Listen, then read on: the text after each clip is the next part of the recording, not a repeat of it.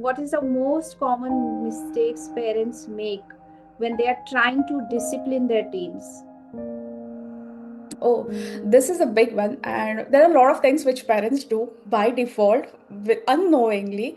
And the most common mistakes that parents do when disciplining their teenagers is like they start becoming more stricter as their teens get older, which often leads to resentment, rebellious nature of their teens, and the communication breakdown between parent and a child. And trust me, I know I've seen parents coming and saying like, my husband and my son, they don't stay in the same room as well because there's such a lot of communication breakdown that happens. So other thing is like, they try to fix them so much, they lecture them immediately. And teens don't want solution right away. Sometimes it's just like, they want us to hear them, they want some kind of validation from us. And when parents skip that listening part, teens just go silent or shut down. And the other classic mistake is, because I said so, I'm the elder one, so you should listen to me. This absolutely shuts the conversation and leaves your teenager feeling unheard and powerless. Also, the other few things I would like to mention here is like, inconsistent discipline. Like, like one day something is okay, some other day it is not. And that unpredictability again confuses your teenager and like, weakens the trust between the parents and the child. Also, other thing is parents not being on the same page. One parent is very lenient, the other parent is bad cop, and that again confuses the teenagers, and again, like, spoils the environment. So these are the common mistakes that generally parents do.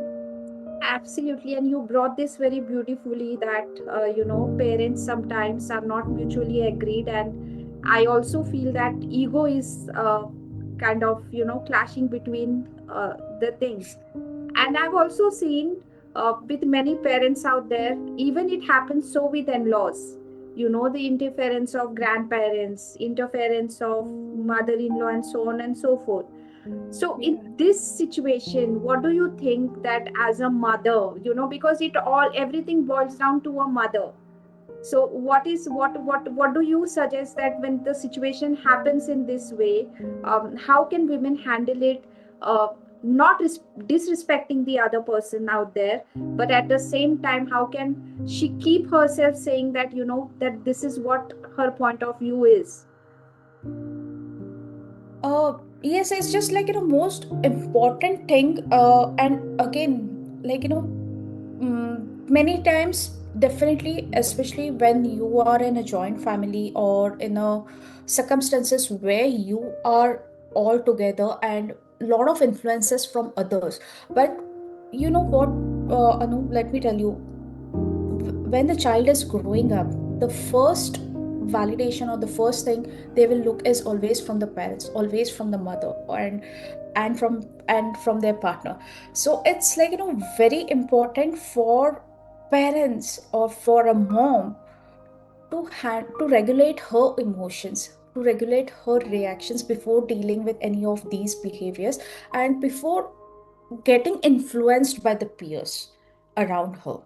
So that is one thing I would like to mention. And definitely I have gone through these situations many times. Okay, sometimes few of the things are good, but sometimes it's just like, you have to set some boundaries with the grandparents as well. And those boundaries have to be like, really agreeable with both the parties, between grandparents and parents or any other people. And but trust me, generally the kids are, they first look out for the parents and look that validation from them. Absolutely.